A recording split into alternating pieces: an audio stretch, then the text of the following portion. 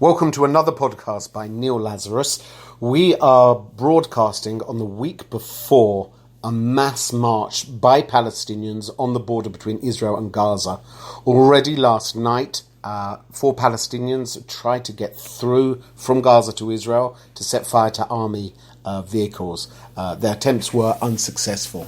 But both Israel and the Palestinians, Hamas in Gaza, are on full alert as the week ticks by towards Friday, which of course is also Erev Chag.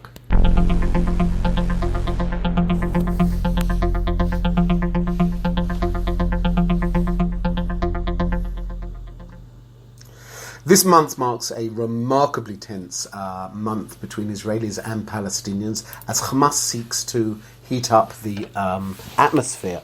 Look, first of all, let's try and talk a little bit about why now? Why now? What's going on? What's provoked this crisis? I think there's a number of things. First of all, the whole issue of the Palestinians seems to be not in the forefront. In many ways, is being ignored by the international community. Yes, we know that the Human Rights Council passed motions against Israel, but that's a sideshow. Most people are looking at Syria, most people are looking at Brexit, most people are looking at everything but the Palestinians. I think also that there's a frustration on the Palestinian side, given what's happening now in the White House. Remember, Trump has promised to move the embassy to Jerusalem. And at the same time, Israel is feeling like it's got the best president in the United States ever, if we're going to quote our prime minister now. Now, again, I don't want to get into is Trump good, is Trump bad? And it is probably worth pointing out that most Israelis, when they talk about American politics, look at foreign policy. They're not really interested in Charlottesville. I think they should be, by the way. They're not interested in immigration. They're not interested in Affordable Care Act, etc. They're more interested in, is it good for Israel? What's going to happen with the Palestinians? What's going to happen with Iran? And will it be easier or less easy to get a visa to go and visit the Apple store on Fifth Avenue in New York? This month is seeing a number of key dates which are going to be very significant and probably very violent. First of all, we have this Friday, which is going to be Land Day. Land Day, historically, for Israelis and Israeli Arabs, is a day of demonstration and often conflict. This Friday, Palestinians are promising to set up a city and include mass marches towards the border between Israel and Gaza. We also have the 19th of April, which is the Israeli celebration of Yom Ha'atzmaut, Israeli Independence Day. We then have the 15th of May, which is the non-Jewish Independence Day, and also the day of Al-Nakba, the Great Disaster, which is celebrated by Palestinians, remembered by Palestinians as the day that Israel existed, and 750,000 Palestinians became displaced. So we have a lot of key dates. I remind you also we have May. In May we have, on May the 15th, we also have supposedly the moving of the embassy of America to Jerusalem. And we also got in May the last date for President Trump to certify the agreement on the nuclear deal. So a lot of things are happening. Also, on the first day of Passover, it's always been a very sensitive date. We've had terrorist attacks before on those dates. If you remember the Park Hotel in Netanya, where a suicide bomber walked in and blew up people at the Seder table. So a lot of tension. Anyone who drives through the West Bank, as I do myself, you can feel it. My car got stoned. That was really not nice. My car got stoned. Luckily, when you say stoned, people don't get it. It's when a rock is thrown at your car and you're travelling fast, it is not good news. Luckily, it missed the windscreen and hit, like on the passenger side of your car, the window on the front and the window on the back. It hit the bar in between, so luckily nothing happened. It was a pretty close call. Anyway, what to expect? Like I said, the face-off between the two sides is really coming to fruition. Like I said, we also are seeing Israel starting to prepare. The cabinet is meeting today to discuss finally what the last plans are. We're seeing Israel, like I said, dropping leaflets from above. It may declare a no-go zone near its border, so preventing from people getting to the border. In other words, anyone crossing into a no-entry zone may well be the case. You've also got a situation where we may also have announcements being broadcast on Palestinian radio and so forth. Israel's made it very clear to Hamas via Egypt that they will not tolerate any breach of the border with the Gaza Strip and see the use of human shields as a provocation.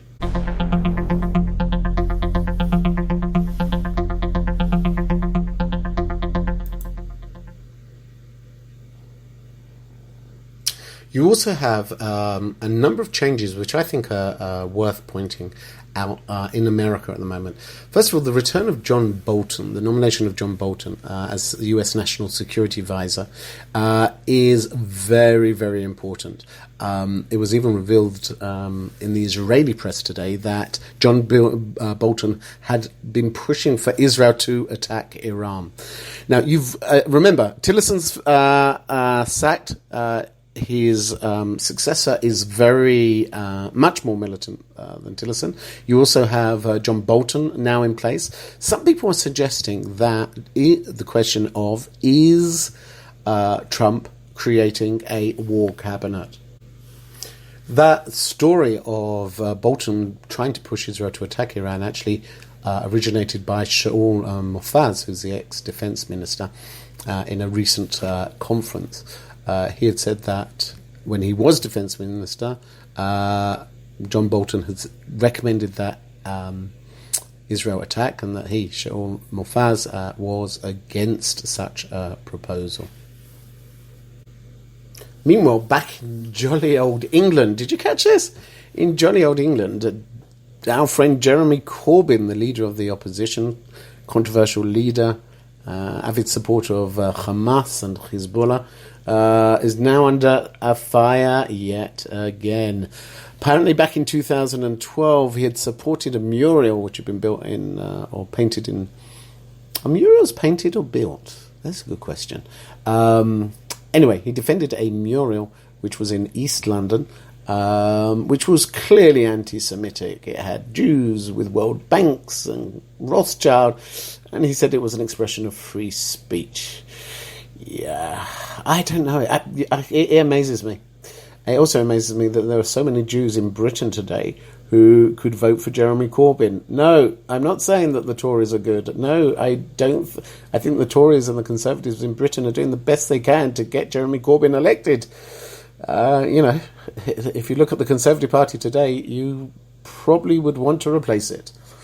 But can you, as a Jew, really support Jeremy Corbyn? I don't think it's a storm in a teacup. Well, so far I've been, on a personal note, I've been doing a lot of speaking since I came back from Britain and the States. I was in Britain a few weeks back for the Beast from the East, as they call it. Freezing, absolutely freezing there. I'm actually going to be in the UK for Passover, just on a family trip, and then I'm going to be back already. My summer is looking very, very busy. Probably after Pesach, I will be announcing my tour dates for the UK and the US in the fall. Keep an eye out for that. If you're interested already, drop me a line. If you mention that you are listening to my podcasts and you mention the word Early Bird Special, Early Bird Special, you will get a discount on my presentation if it is live at one of your universities. So always a little freebie here or there to all those people who listen to this podcast, which, by the way, I'm totally amazed that people, so many people listen to it. People have been coming up to me and saying, wow, it's great, we love it, do it more. And I know I haven't been, so I apologize. Anyway, the non-story, hello, what a non-surprise. Jerusalem Mayor Nir Baraka announces his he's going to be running for the Knesset in the Likud. Everybody is starting to talk about the day after Netanyahu. What happens if a indictment is announced against Benjamin Netanyahu by the state controller? I think he's going to have to step down. Look, the elections would be clear. Likud would come in, perhaps even stronger. But the reality is, would Netanyahu be able to keep his position? I doubt it. There will be excessive or extensive, or whatever it is, pressure on Netanyahu to stand down. I think it would be harder for him to maintain his position. No one stays in power forever. I remind you, Margaret Thatcher, the Iron Lady, even she melted at one point or another. Meanwhile, keep an eye on what's going on in the north. I keep saying that one sentence. I'm going to repeat it. Keep an eye on what's going on in the north. Iran is reported reporting. Shall we try that again? Iran is building military facilities in Syria near to Russian positions.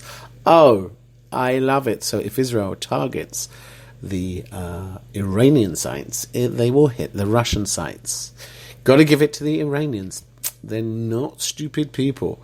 The construction of these facilities is being carried out secretly. I love that when they say things are being secret and then it's reported. If it's reported, how could it be a secret?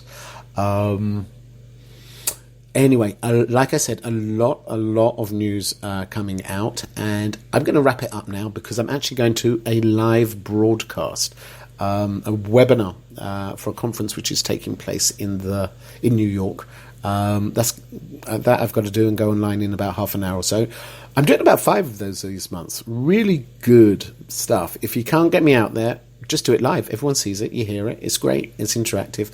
So I'm happy to do some of those broadcasts for you as well if we can't arrange an actual live event. Well, they are live, but an event of me in person coming to speak to your community. That's it for now. And I hope you've enjoyed, learned something from this broadcast. I will probably be podcasting again as events take place in Gaza this week. Wishing you a Chag Sameach, a happy Passover, a peaceful Easter, and hopefully quiet here in Israel.